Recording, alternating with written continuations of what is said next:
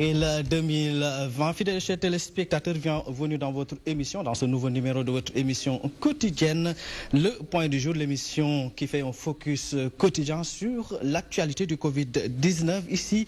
au Sénégal. Comme on a l'habitude de le faire, tous les jours, nous serons en direct et en intégralité au niveau du ministère de la Santé et de l'Action sociale pour suivre ensemble la situation du Covid-19 ici au Sénégal. Mais notez en bref que jeudi, donc 23 avril 2020, une session extraordinaire des chefs d'État et de gouvernement de la CEDEAO va se tenir par visioconférence.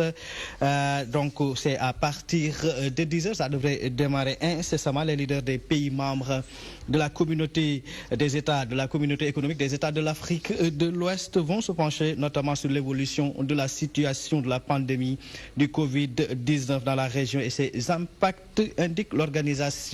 dans un communiqué. Donc l'organisation de la CEDEAO, premier essai clinique de vaccins en Allemagne et au Royaume-Uni. La course mondiale au vaccin contre le nouveau coronavirus s'intensifie avec des essais cliniques annoncés cette semaine en Allemagne ou au Royaume-Uni. L'organisation, donc selon l'ONU, un vaccin est la seule poussée et la voie possible vers un retour à la normale. Les scientifiques sont donc déjà à pied d'œuvre au niveau mondial en Allemagne. L'autorité fédérale chargée de la certification des vaccins a donné mercredi 22 avril son feu vert à des essais cliniques sur des humains. Notez aussi qu'au niveau européen, un sommet européen crucial pour relancer l'économie est déjà en orbite ce 23 avril. Ce jeudi, donc, c'est la 4e session virtuelle, c'est-à-dire en visioconférence des 27 depuis le début de la crise sanitaire. Les dirigeants européens cherchent des solutions pour sortir l'Union européenne de la récession due à la pandémie du coronavirus. Mais encore une fois, on ne s'attend pas à un résultat détaillé et concret. Donc on y reviendra chaque jour. Nous avons l'insigne de recevoir sur ce plateau des invités dans des secteurs différents. Aujourd'hui, nous avons l'insigne de recevoir Pape Béran Jingom. Il est le président de AFOR. AFOR, c'est l'association des professionnels de l'hôtellerie et de la restauration du Sénégal. Il est membre aussi du Conseil national du tourisme. Nous avons tout à l'heure parlé un peu de la situation actuelle au niveau de leur secteur. Fidèles et chers téléspectateurs, amaat nañu mbégte teewaat ci plateau bi rek ngir waxtaan ak yéen ci lépp loo xam ne dafa jëm ci wàllum actualité lii di mbas mi di Covid-19 fii ci réewum Sénégal. Ni ñu koy defee saa su nekk rek fii ak ay simili dinañ dem foofu la nga xamante ni nag moom mooy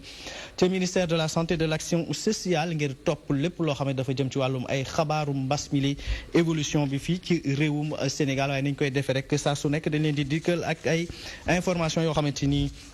dina leen amal solo ndax xam ngeen ni am na sommet boo xamante ni bu Union européenne bu ñuy waajal foofu la nga xamante ni nag ci talaata ci alxames gile sax méngoog ñaar fukki fan ak ñett ci weeru avril. ñoom dirigeant yooyu leen nag fi mu toll nii dañuy xool naka lañ mën a def rek ba mën a moytu loo xamante ni dafa jëm ci wàllum récession boo xam ne nag dafay jógee ci wàllum lii di Covid-19 ci jamono jooju leen nag fii nga xamante ni moom mooy ci déndub l'Afrique tamit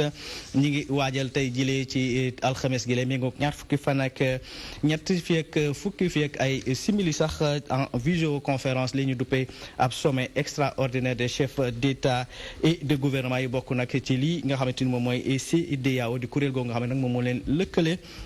dinañ ci dikkaat tout à l'heure. Donc dañ koy amalee saa su nekk rek doon fi teewee dañuy jël benn thème du jour tey jëlee secteur d'activité bi nga xamante nag moom la ñu xalaat waxtaanal tey jëlee ndax xam ngeen ni ba mbas mi duggee ci réewum Sénégal ak léegi tëj nañu li nga xamante ni mooy aéroport yi. boo tëjee aéroport nag lii di ay gan yu fi daan ñëw maanaam ay touristes xam nga ni bu baax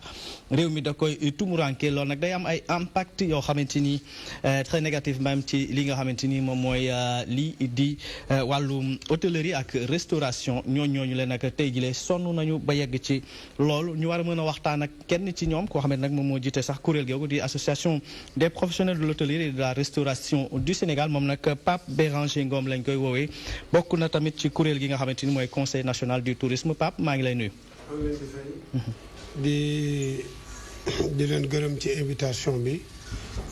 di nuyu aussi seen téléspectateurs yëpp yi seetaan DTV di nuyu aussi mbokku hôtelier yëpp particulièrement kuréel bi ma jiite muy AFOR l'association des professionnels de l'hôtellerie et de la restauration. jërëjëf. AFOR bu ñu doon def tey jii une brève présentation très rapidement kuréel gi ñaata membre ñoo ci nekk ak lan moo ko tax a jóg. AFOR tey boo xoolee ci sur l'étendue du territoire national yegg nañ ci 1000 membres mais ñu ngi continuer toujours di massifier parce que dañuy jël ay groupement maanaam Dakar dem ci région yi et cetera di massifier tey daal boo xoolee ci plateforme bi ñu nekk nag xaw nañoo sakkan tuuti wax dëgg yàlla. xaw ngeen a sakkan tuuti tey jii li nar a waxtaane jëm ci seen wàllum pàcc boobu seen secteur boobule ndax xam nañu maa ngi koy wax sànq que ni bu ñu tëjee lépp lu jëm ci wàllum frontière muy frontière waaw ñu dem sax ministère de la santé déglu li nga xamante ni mooy communiqué du jour bi dellusiwaat wéyal waxtaane. Mesdames, Messieurs, bonjour. Je m'en vais vous lire le communiqué numéro 53 de ce jeudi 23 avril 2020. Le ministère de la Santé et de l'Action sociale a reçu les résultats des examens virologiques ci-dessous. Sur 387 tests réalisés, 37 sont revenus positifs. Il s'agit de 29 cas contacts suivis par nos services, 8 cas issus de la transmission communautaire répartis comme suit: 5 à Touba, 1 à Mbacké, 1 à Tivaouane et 1 à Thiès. 4 patients hospitalisés ont été contrôlés négatifs et donc guéris. Aucun cas grave n'est à ce jour à signaler. L'état de santé des patients hospitalisés est stable. À ce jour, 479 cas ont été déclarés positifs, dont 257 guéris, 6 décédés, 1 évacué et donc 215 sous traitement. Le ministère de la Santé et de l'Action sociale exhorte les populations au respect strict des mesures de prévention individuelle et collective. Ma jàngal leen ci wolof communiqué numéro 53 bu ministère de la Santé et de l'Action sociale. Tey jeudi ñaar fukki fan ak ñett ci weeru avril 2020 ministère de la Santé et de l'Action sociale jot na résultat examen virologique yi may waaj a lim ci ñetti téeméer ak juróom benn fukk ak juróom ñaari test yi ñu def fanweer ak juróom ñaar ñoo ci positif maanaam ñaar fukk ak juróom ñeent yi ay cas contact lañ juróom ñett yi di ay cas communautaire yu ñu mën a séddale nii ci juróom-ñetti cas communautaires yi juróom yi gis nañ leen ci Touba benn bi ci Mbacké benn bi ci Tivaouane ak benn bi ci biir Thiès ñeent ci malade yi ñu hospitalisé woon wër nañu bésu tey amul benn cas grave bu ñu signalé ci suñu structure de santé yi yeneen malade yi nga xam ne ñu ngi leen di hospitaliser ñu ngi am tan ci bésu tey bi dalee ko ci cas bi Sénégal njëkk a am mun nañu woññi ñeenti téeméer ak juróom-ñaar fukk ak juróom-ñeenti cas ci loolu ñaari téeméer ak juróom fukk ak juróom-ñaar wër nañu ci juróom benn ñàkk nañ ci seen bakken kenn ki ñu évacué ko mu des ci suñu hôpitaux yi téeméer ak fukk ak juróomi malade ci traitement ministère de la santé et de l'action sociale mu ngi woo askan wi mu dolli di sàmmoonteeg digle yi ñuy joxe maa ngi leen di sant di leen gërëm wasalaam. waa askan wi ñu delluwaat rek di sàngook wala di sàllook lépp loo xamante ni ay digle la yu bàyyeekoo donc ci këru docteur di cadre ki nga xam ne nag mooy docteur Aloyse Waly Diouf di directeur de cabinet bu ministre de la santé de l'action sociale muy kaddu yu am solo bu ñu dellu si waatee rek très brièvement ci li nga xamante ni mooy communiqué numéro 53 bile sur 387 tests yoo xamante ni rek jot nañ ko réaliser jàpp nañ ne fanweer ak juróom-ñaari test yi la fanweer ak juróom-ñaari cas positif maanaam amee nañu mbas mile ñaar fukk ak juróom-ñeent yi la ay cas contact lañu maanaam ñooñu jotu nañoo saafonte koo xam ne dafa amee woon mbas mile li ci gën a doy waar nag moom mooy juróom-ñetti cas communautaire donc cas communautaire yi mi ngi mel ni mi ngi gën a yokku bu ñu ko defee répartition bi nag mu mel ni Touba ci jamono jile lu jëm ci wàllum cas communautaire yi bokk na ci lu leen gën a sonal ndax ña ngi fay gën a bari ci ñaar jàpp ñetti fan yooyu léegi gis nañu li nga xamante ni moo xewoon foofu la ca Marseille Ocass ba ñi nga xamante ni ñooy les autorités étatiques rawatina nag l'administration territoriale jël dogalu tëj marché Ocass tëj ab diir rek lañ ko tëj ngir mën ko désinfecté Touba mu mel ni am na ci juróomi cas Mbàkke foo ko soriwul dara am ci benn cas Tiwaawan nag mooy gan gi nga xamante ni nag wàllis na ci mbir mi ndax boobu ba léegi li nga xamante ni moom mooy Covid 19 dafa leen épargné woon mujj nañ cee am Thiès tamit am na tey jii li nga xamante ni moom mooy cas communautaire Pape Béranger boo xoolee une analyse un peu brève de li nga xamante ni moom mooy communiqué numéro 53 bi nga xamante ni nag directeur de cabinet bu ministre de la santé lim na ko léegi mu mel ni cas communautaire ñu ngi gën a yéeg ci réew. waaw ñu ngi gën a yéeg nag to moi yaakaar ne nag quand même vraiment sénégalais yi aussi war nañu mën a am benn tenue pour mën a au moins respecter consignes yi nga xam ne waa Kër Docteur ñu ngi koy jox. parce que plus que feebar bi di dem day gën a impacté ci économie bi day tax nit ñi aussi du ñu mën a dem ci bérébu liggéeyukaay yi donc du tax am réew développé wu. donc vraiment ñuy ñaaxaat sénégalais yépp rek. même muy mère de famille yeeg père de famille yeeg les personnes yi nga xamante ne aussi ils sont très bien écoutés mooy personnes ressources yi vraiment ñu mën a def vraiment une politique de communication mën a gën a ñaax nit ñi en tout cas pour ñu gën a respecter consignes yooyu waa Kër Docteur Diouf. consignes yooyu bokk na ci ñu fexe ba rek ba dégraisser maanaam wàññi fépp boo xamante ni mbooloo dafa daan daje bokk na ci loolu leen di ay bërëb yoo xamante ni mbooloo dañ ci daan daje bu ñu waxee wax hôtel wax ay restaurant yooyu la mbooloo da ci daan daje tey jii la ñu gis que ni bari na ci ay hôtel ak ay restaurant yoo xamante ni ci jamono jële bu ñu tëjuleet la fay liggéey néew na lool. waaw xam nga loolu c'est vrai que dafa impacté trop ci secteur tourisme ku wax tourisme nag chaîne de valeur la am na hébergement bi am na restaurant bi et cetera mu continuer alors comme daf ñu feebar bi wax dëgg yàlla bëggul foo xamante ne ay nit dañ fay dajaloo. Rassemblement bëggu ko donc et puis boo xoolee feebar bi bitim réew moom la jógee daal di ñëw fii ñu ne comme ñiy jóge bitim réew dëkkuñu fi parce que ñoom ci dem ak dëkk bi lañ fi daan duggee muy par la voie aérienne ci avion yi ñu ne nañu jéem a tëj frontières yi pour minimiser cas yi boo xoolee sax premier cas yi ñëw Sénégal ay c'est des cas importés ay nit ñu jóge bitim réew lañ ñëw dugal ko ci suñu dëkk la donc looloo taxoon ñu tëj dem ak dëkk bi pour minimiser au moins feebar bi ci dëkk bi mu bañ a propagé wu tëj nañu frontières yi amatuñu cas importé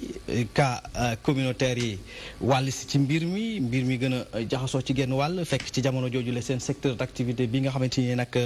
fa ngeen daan ñaqe daan fa tedd mu nekk ci guddi yu bët si tëgul waaw boo xam nga secteur yi mu laal nag bari naa c'est que dañ ko gën a jox importance ci ni mu laalee secteur tourisme secteur du tourisme parce que secteur la boo xam ne c'est un secteur transversal et puis secteur la boo xamante ne qui parle du tourisme parle d'aller à la découverte de l'autre maanaam jóge ci dëkk ñëw ci dëkk la loolu mooy le vrai sens du mot tourisme mooy dem découvrir benn dëkk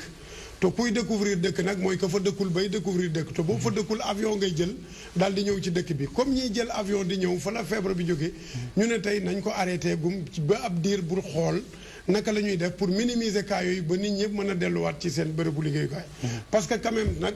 kiy liggéey soxla na wér gu yaram te nag buñ ne ci bërëbu liggéeyukaay yooyu bëgguñu rassemblement mbooloo mi ñëw fa te boo xoolee dispositif restaurant wala hôtel ni mu mel wax dëgg yàlla ay mbooloo rek moom moo fa mën a ndax da ngay gis tey benn table boo xam ne du sori table bi du sori xam nga emplacement bi ba léegi nag état xool loolu même ñun bokkoon nañ sax ci ñi nga xamante ne wax dëgg yàlla proposé woon nañ état bi pour mu tëj bërëbu liggéeyukaay yooyu ba. donc ce qui veut dire en d'autres termes que ni état war na jot na leen a consulter ci li nga xamante ni en termes de proposition balaa ñuy tëj wala en tout cas bala ñuy jël benn dogal ci wàllu woowule. waaw bon xam nga état bon consulter toog nit ak nit xam nga état. ni muy parce que concertation yi yéen ay acteurs ngeen. waaw ngeen yëngu ci wàllu wi yàgg ngeen ci am ngeen ci benn expertise boo xamante ni ce n'est plus à démontrer. bu ñu demee bay jël yenn décisions yi dañu xalaat lu néew rek ni war nañ leen a xalaat xeltu laaj ci li nga xamante ni. xam nga état interlocuteur am mooy ñi may tuddee les intouchables mooy c'est le patronat. Les intouchables mooy ñi nga xamante ne ñoom yaakaar nañ ne ñoom ñooy ministre du ciel et de la terre lu leen neex def ci réew mi on les appelle le patronat hôtelier aujourd'hui tey question bi nga ma posé li tax mu neex ma mooy xam nga mbir tey boo fi nekkee nekk doomu réew ma di ci liggéey di ci exercer pendant des années nit ñi xam la ci ñu jël benn kuréel boo xam ne ñëpp xam nañ ko am naa yaakaar ne ci consultation yi chef de l'État doon def amoon naa yaakaar ne mënoon na cee dugal acteurs yi pour ñu mën a wax ak moom wax joo xamante ne dana ko dégg mais on n'a pas ñun même bu ñu état consulté mu ngi ñu consulté par le canal du ministère du tourisme parce que ñun mooy suñu interlocuteur direct ñun dañu bind ay plaidoyer wax ci réseaux sociaux yi wax ci télé yi mu dégg loolu xam naa def benn synthèse xam ne kat affaire bi mu ngi impacté côté bi léegi xëy na mu dégloo ni ci côté boobu mais l'État ne nous a jamais appelé ñu toog waxtaan ak moom de visu. non da nga wax les mots aussi ont leur sens da nga ni état consulté wu leen en tout cas boola bu leen consulter indirectement par le canal donc de li nga xamante ni mooy le patronat. non nga yokk ci les intouchables. voilà je voulais dire pourquoi ils sont intouchables. waaw xam nga boo xoolee ci am réew. ñun ñi nga xamante ne ay acteurs la ñu dëkk ci dëkk bi ñu sommes des acteurs engagés comme j'ai l'habitude de le dire tey bu ñu amee suñu xel ak suñu xalaat mais est-ce que dañ koy tenir en considération non. tey jii boo demoon tey bay critiquer le patronat hôtelier sénégalais qui est là ce sont des critiques constructives. et des critiques très positives. mais tey nan lañ koy gisee dañ naan dañ koy jëlee ne seen noon nga. stigmatiser la def la lobby est-ce que tu vois exclure la ci seen biir ban taxawaay lañu taxaw boo xamante ni tey jii war nañ leen a mën a critiquer donte sax ay critiques constructives la non taxawaay bi ñu leen war a critiquer bari na parce que xam nga bi mbir mi amee bi Covid bi amee ñoom ñoo génn tey ci télé yi déclarer ne chômage technique mooy am déclarer licenciement abusif licenciement économique autant pour moi excuse-moi déclarer yenn déclaration yoo xamante ne ce ne sont pas des déclarations qui ont été très réceptifs par rapport aux acteurs qui travaillent dans le secteur du tourisme du déclaration yoo xamante jël nañ ko rafetlu ko parce que nit booy liggéey ak moom pendant des années muy gagné xaalis bu bari mbir mu mel ni am ci réew mi je crois que dañu war a def benn élan de solidarité waxtaan ak acteurs ya nga xamante ne ñoo nekk ci bërëbu liggéeyukaay yooyu ñu trouver ay consensus ay solutions yoo xam ne du gaañ kenn mais nit mën na laa liggéeyal pendant 30 ans d'années ngay gagné ay milliards de francs CFA pour ñetti weer mënoo ko jàppale dimbale ko fay ko correctement nga dem rek teg xëcc ay banque ay seize ne kat tey jii dañuy def benn licenciement économique wala dañuy def tey benn fay nit ñi 50% ñii sax dem ba ne dañuy fay nit ñi 25% ñii mais Pape dama bëgg ñu des ci loolu parce que li ngay wax c'est très important au niveau du ministère du travail yaakaar naa ni le ministre Samba Sy génn na fi ba wax que ni lépp lu jëm ci wàllum préservation des emplois licenciement gunge gi nga xamante ni tey patronat bi war nañ ko gunge seen i travailleurs man soo ma waxee que ni des fois am na ci ñoo xamante ni en tout cas gunge gi nga xamante lañ ko gunge lay travail am ci man dina ma jaaxal trop. jërëjëf ci question bi loolu bi ko ministre du travail waxee mais avant mu koy wax boo dégloo ci information yi avant mu koy wax dañu génn ci télé bi ne ñoom ñàkk nañ 250 milliards. ñan ñoo ñàkk loolu. mooy le patronat bi nekk ci wàllum patronat hôtelier bi. génnaat ci télé bi ne l'État est intransigeant sur les 70% sur l'ordonnance de décision du chef de l'État mais le patronat hôtelier dit ñett ci journal maa ko lire ci benn journal. ñu waxaat waxu joxe hôtel yi. am ñoo xam ne ils étaient réticents ñu génnaat ne loolu amul. ñu confirmer loolu yépp ne am na ñoom ñoo ko wax. sunu ministre bi mu génnee def benn émission annoncé chiffres yi ne kat gars yi ñu ngi perte 157 milliards 157 milliards yooyu boo ko xaymaa mooy agence de voyage yi ñoo pertoon 50 milliards yi ñiy liggéey ci restauration maanaam wàllu lekk bi rek pas dëkkuwaay bi muy hébergement bi ci wàllu lekkukaay bi rek perte nañ 56 milliards ci wàllu hébergement bi muy hôtel yi perte nañ 51 milliards boo ko xaymaa muy 157 milliards. beneen bi ñu génnaat ñoom wax ne kat ñoom du ñu mën a jël charge yi nga xamante ne tey bu hôtel yi fonctionné wul dinañ mën a jël koppar yooyu daal di fay employé yi. donc mbir mi booba demaguñu fenn ay côté le 19 mars. xam nga tey boo xoolee d'ici là sax xëy na weer ak tey moo tax chef de l'État bi mu déggee ñun ñu génn dans les réseaux sociaux di wax mu dégg ko par le canal du ministre parce que bind nañ ci nag lu bari ñun AFOR ñu jël loolu en compte parce que bu ñu génnul woon tey xam nga lan la ñuy def mais dañuy sànq ci naka dañ doon bañ a fay salaire yi koo xamante ne yow dara xewagul ngay génn tey di jooy di avancer ay chiffres yoo xam ne bu ñu demee ba xayma ko dara du ci dëgg di wax ne licenciement économique mais xanaa boo liggéeyee ci benn mbir pendant 30 ans d'années mbir moo xam ne def nga ci 10 ans mais bu doxuloon tëj nga ko bu yàgg mais am nga ay bénéfice yooyu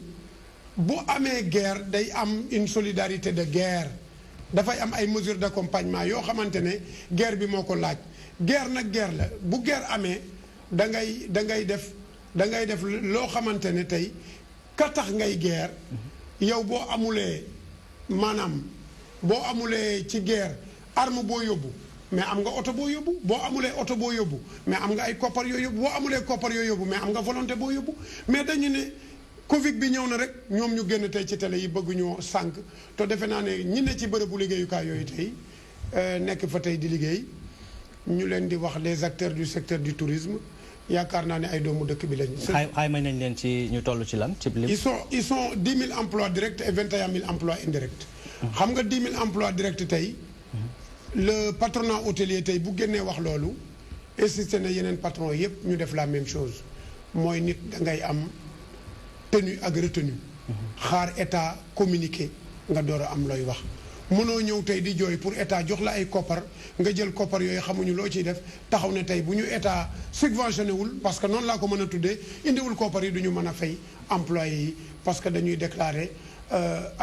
ay licenciement économique am ñoo xam ne dañ naan ay 25% la ñuy yow 25% sur un salaire net ci kuy gagné 100 000 francs xam nga 25 000 francs CFA la lu mu ciy def koo xamante ne yaa ngi liggéey 8 heures de temps. amuloo samedi amuloo dimanche amuloo jour de férié amuloo fête amuloo dara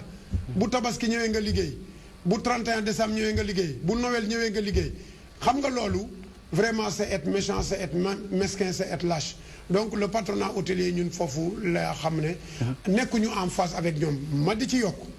ce n'est pas tout le patronat hôtelier am na ay patron yoo xam ne mën naa laa limal ñeenti hôtel yoo xam ne seen ay patron dañ leen a fay 100% bokkuñu ci tout le patronat hôtelier ne sont pas mauvais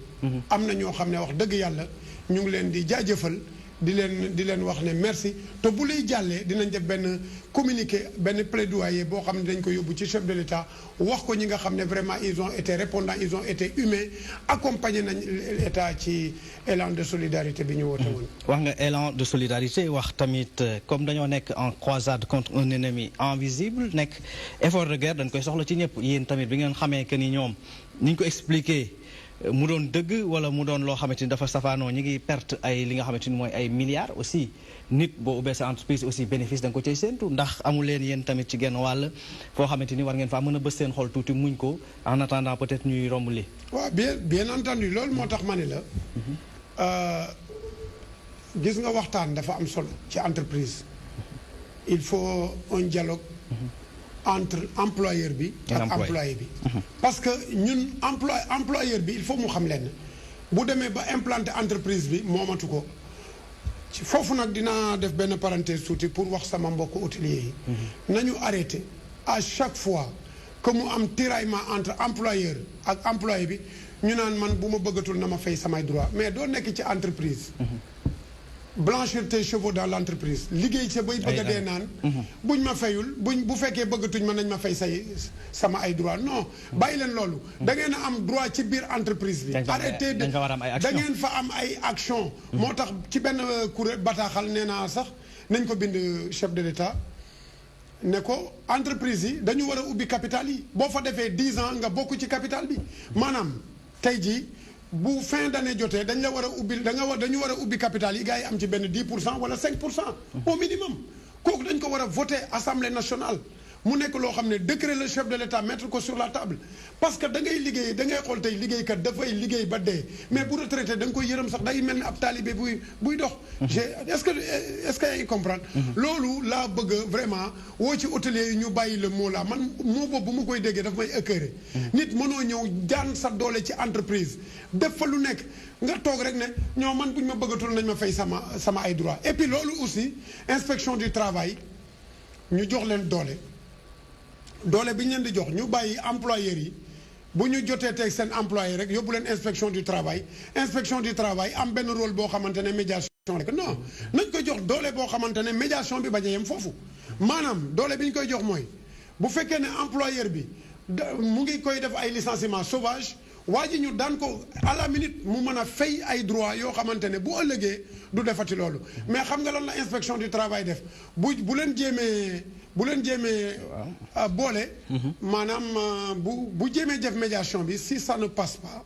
li muy def mooy mu def benn rapport benn procès verbal moom lay def yónnee ko tribunal ngeen di yéeg ak wàcc kay fayeeku 100 000 150 000 ba 200 000 mais lan la mën ci koo xamante ne il a des milliards de francs CFA heure boo ko gagné mu def appel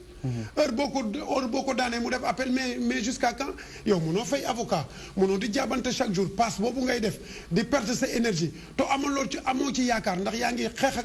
ak ay borom doole loolu aussi bëgg naa état bi am ci taxawaay jàppale liggéeykat bi dans les entreprises ba nga xam ne bu ko employeur am bëggatee dàq mu xam bu baax li muy def maintenant ci question bi nga ma posé nga ni ñun dañu waroon a def une certaine flexibilité ak employeur bi ak employé bi mais kooku xam nga tey sa kilifa moom moo la mën a woo ci waxtaan te defe naa ne tey nopp ak lu yenu maanaa neex naa dégg bët du yen waaye xam na lu bopp attan bët du yenu mais xam na lu bopp attan tey jii buñ demee ñu ne kat tey entreprise bi mu am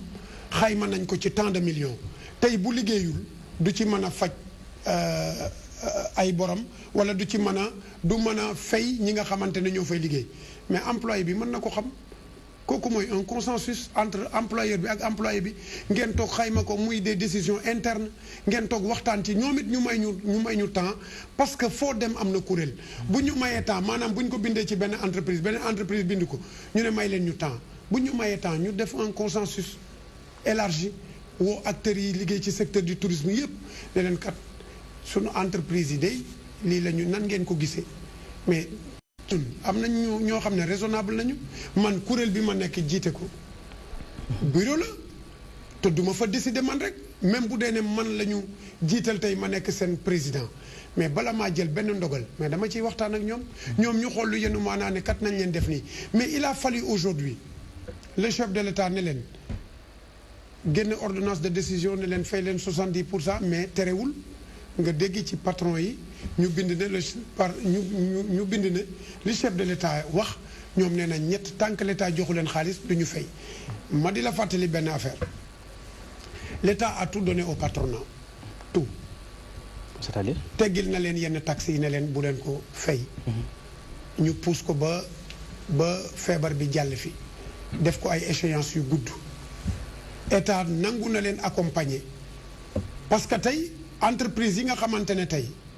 bi leen État soxlaa wuyu si na leen l'État a mis 12 milliards ci entreprise yooyu parce que am na ay hôtels yu mu réquisitionné am na ñoo xam ne ils étaient réticents l'État a donné 12 milliards yeneen entreprise yi État génn na benn pactole teg ko fi ne leen dama leen di lebal bu fekkee bëgg ngeen ñëw jël ci pour faj seen ay soxla te lebal bi la État di lebal mën na la comprendre boo xam ne banque bi di la ko comprendre donc loolu c'est des avantages significatifs kooku kañ on ne peut pas cracher dessus kon loolu État defal na leen ko mais ñoom en contrepartie yow ki lay liggéeyal mettre la à l'abri du besoin jàppale la ba tey da nga climatiser sa kër ba sa douche sax da nga koy climatiser mettre la à l'abri du besoin di la liggéeyal pendant des années mais xanaa lu mu dee ci kooku xol ak yërmande xam ne néew na doole xamuloo njabootam nan la leen yore xamuloo ay charge fixe am lan la xamuloo lan lay daj ba subvenir à ses besoins et les besoins de sa famille loolu acte bu humanisme lañ doon xaar ci employeurs yooyu maanaam ñu woote waxtaan nañu kat comme lii am na nañ mais il a fallu li ñu rafetluwul mooy il a fallu un cri de cœur pour que l'État puisse prendre des décisions dañ ne leen il faut ngeen fay 70%. L'État dem na sax ba l'État même est allé loin il a même menacé il les a même dit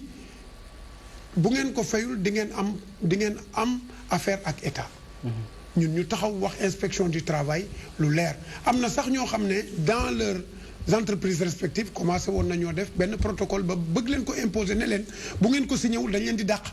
am na ñu menacé ne bu ngeen signé wul ñu dàq leen ngeen dem loolu rafetul. loolu la am waaw léegi comme foofu lépp lu ñu jàpp li nga fi wax lépp ay jalgati la yoo xamante ni te réew mi am na yoon li ci njëkk bala ñuy yegg sax ci yoon woowu nga xamante nag li koy symboliser mooy balance bi ñoom ñooñu leen di patronat bu tourisme am nañu beneen patron aussi boo xamante ni tey jii ay kuréel ñu ngi fi que ça soit au niveau de la tutelle muy ministère bi muy tey jii ay kuréel yoo xamante ni jot nañu ko fee tënk ngir ñu mën a saytu li nga xamante ni moom mooy liggéey bi ndax bi mbir mi commencé di yëngu commencé jaar ci yoon woo xamante ni neexu leen commencé jaar ci ñàll wi yéen jot ngeen a approché wu ñooñu wax la plaindre li nga xamante ni moom mooy seen jafe-jafe. naturellement loolu mooy plaidoyer bi ñu def ñun dañu bind. bi ñu bindee yónnee ko le ministre mais nag c'est par son canal. wax dëgg yàlla ñu ngi koy rafetlu di ko gërëm le chef de l'État dégg mbëbët bi nga xam ne hôteliers yi en tout cas acteurs yi ñu ngi koy jooy c'est par le canal du ministère du tourisme ma di ko nuyu au passage bi mu jaaree foofu mu jottali ko njiitu réew mi ci la njiitu réew mi jël ay décisions. patronat bi nag am na ñoo xam ne rafetlu wuñ ko parce que fii ñaari mbir a fi am maanaam nga béy jëmale ci sa bopp kenn ki bu béyee jëmale ci boppam nga ne kee la mu béy waru koo jëmale ci boppam daf koy indi ci man mooy maanaam ñoom lépp li nga xamante ne c'est à leur avantage rek ñoom loolu la ñuy préserver léegi ki nga xam ne liggéeykat la ñun li ñu mënoon mooy ñun duñu syndicaliste ñun mouvement associatif lañu. Nous sommes force de proposition li ñu mën mooy wax ak état li nga xamante ne neexuñu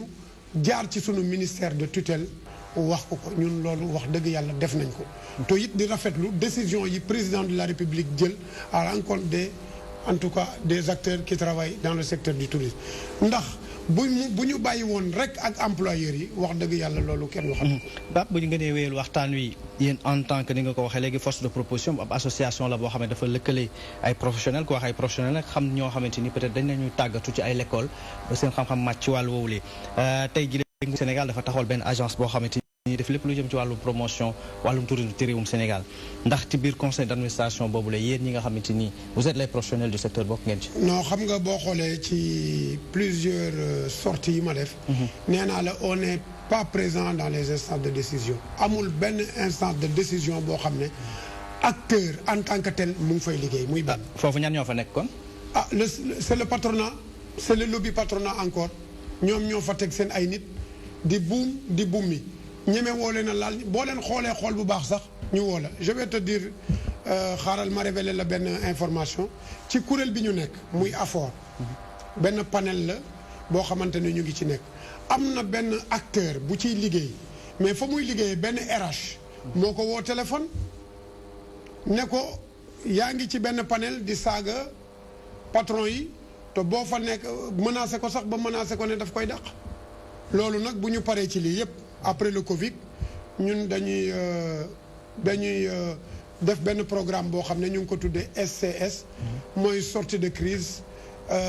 du secteur touristique sénégalais AFOR moo koy organiser pour te dire. mais bala ngay weesu loolu est-ce que tamit saaga yooyu duñ ko dakkal. non du saaga. mais yow ay professionnels yu toll ni ñun di ay kilifa. mais kooku kan moo ko wax sax ne dañ fay saaga. ay mère de famille nan la mën a amee information ay père de famille non di xuuxatal nit ñi rek. xuuxatal nit ñi woo leen di leen napp pour ñu bañ faa dem parce que ñoom ka tax ñuy wax mooy seen yàlla te ñun nag benn yàlla lañ am mooy yàlla. benn président lañ am mooy le président de la République le président Macky Sall mais di ko xuuxatal mais est-ce que loolu yaakaar nga ne loolu rafet na yaakaar nga ne on est dans quel pays on est où on est dans quel état comment se fait-il que cette personne ose appeler une personne qui est dans un panel, nous parlons professionnel, on est vraiment dans le consensus, hein? On est dans quelque chose boo xamante ne dañu bëgg a élargir sunu ay réflexion pour apporter une contribution significative au secteur pour que mu développer nga ñëw woo ko di ko menacer ci loolu xam nga loolu rafetul yow kilifa yu toll ni ñun yow xanaa man mosoo maa xam ci loolu mosoo xam keneen ci loolu ki tax ñu xamante xamoo ko ci loolu donc am na yoo xam ne dafa rafetul di xoxatal nit ñi. waaw mais réew mi am na yoon tamit am na loo xamante ni boo ko sa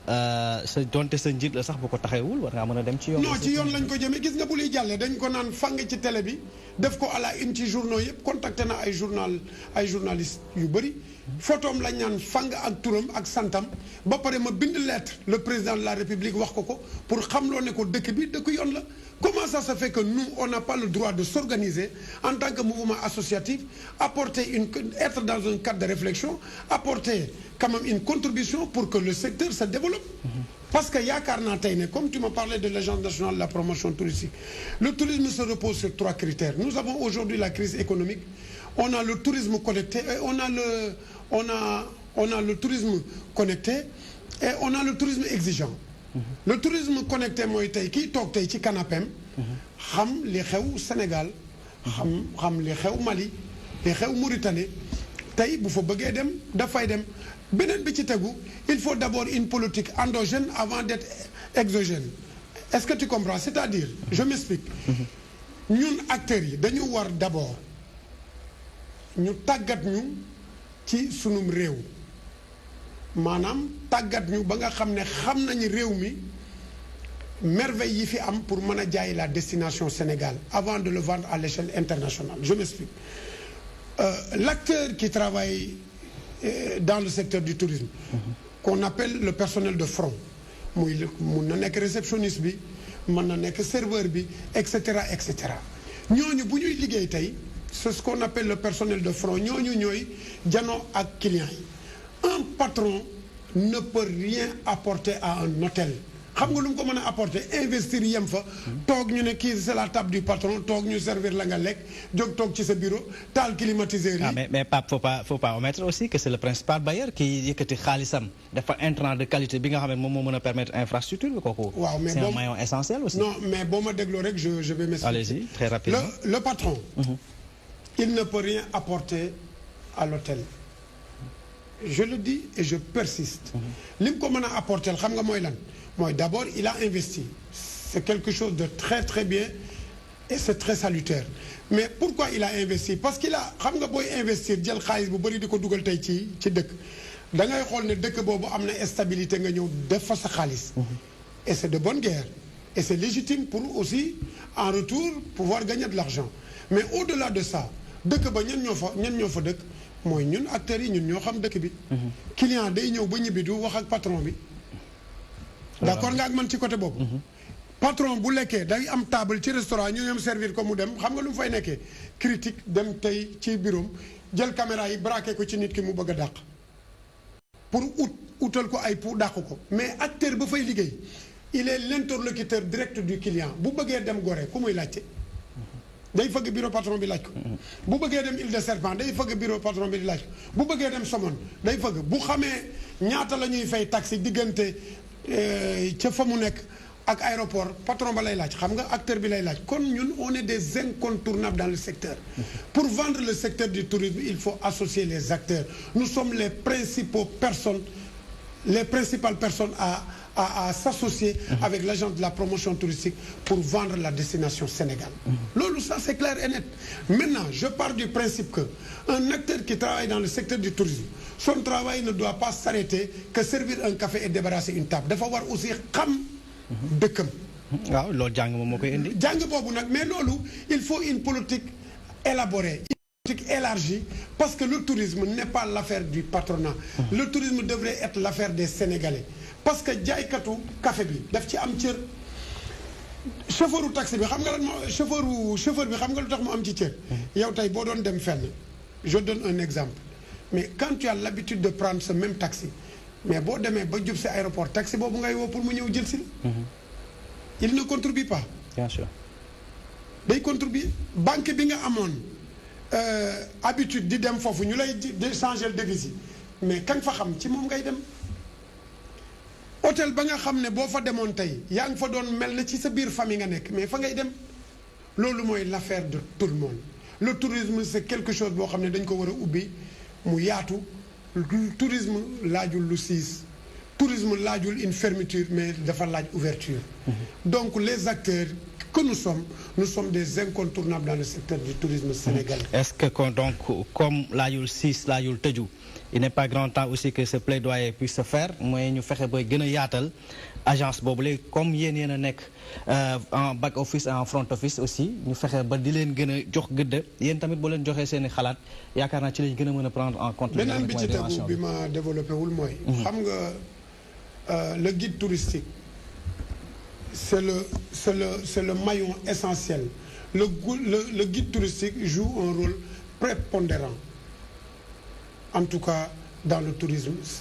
partout dans le monde entier xam nga lu tax le guide touristique d'abord day nekk une personne instruite bu mën a dégg ay kàllaama yu bari ndax touriste tey bu fi allemand bi ñëwee mën nga ko dégg bu fi anglais bi ñëwee bu fi français bi ñëwee donte nous avons 47% de rentrée touristique français te sunu programme yépp c'est un programme français loolu dëgg la le guide touristique dafa war a xam les merveilles du Sénégal. Le guide touristique dafa war a am la cartographie du Sénégal avec tous ses merveilles nga xam ne c'est la première personne à recevoir le tourisme et c'est la dernière personne à se séparer du tourisme kooku dañ ko war a jox cër te gisuma ci benn programme bu ministère bu agence bi du sénégalais de promotion touristique ci seen programme gisuma ci benn yoon ñu insérer ci en tout cas mbiru guide touristique bi bon bu fekkee ne am na man gisuma ko bu fekkee ne amul kooku dafa am lu am importance parce que guide touristique bi tey même ba ci aéroport man bu fekkoon tey ne dañuy déglu suma xalaat dañ leen fa waroon a utal benn service d'accueil bu extraordinaire bu mag nga xam ne guide touristique bi day toog bu toogee bu client bi ñëwee mu nekk ki nga xamante ne tey moom mooy interlocuteur am direct guide touristique boobu maanaam tey bu ñëwee lépp luy problème bu jëm ci wàllu laajte réew mi mu dem adressé wu foofu ñu utal leen benn panneau bu mag nga xam ne ñu jël 14 régions yi bu ci nekk ñu jël benn élément teg fa ut cartographie ki bëgg a dem Njaaréem Diourbel ki bëgg a dem Thiès ñu wax ko la fa am ak lan la fay uti ça c'est important. C'est ça le tourisme. Maintenant, ces gens-là, si on les néglige, mais qui est là avec le touriste? Personne est là. Et ça, c'est un manque à gagner. Xam nga manque à gagner bi mooy lan on aurait dû caser des emplois là-bas sur la taxe de promotion touristique. mënoon nañ ko yokk def ko 1500 500 yi tey ñu daal leen ko réserver parce que la taxe de promotion touristique ce qu'on appelle le TPT c'est la taxe de promotion touristique elle est à 1000 francs. loolu bu ñu ci jëloon tey def ko 1500.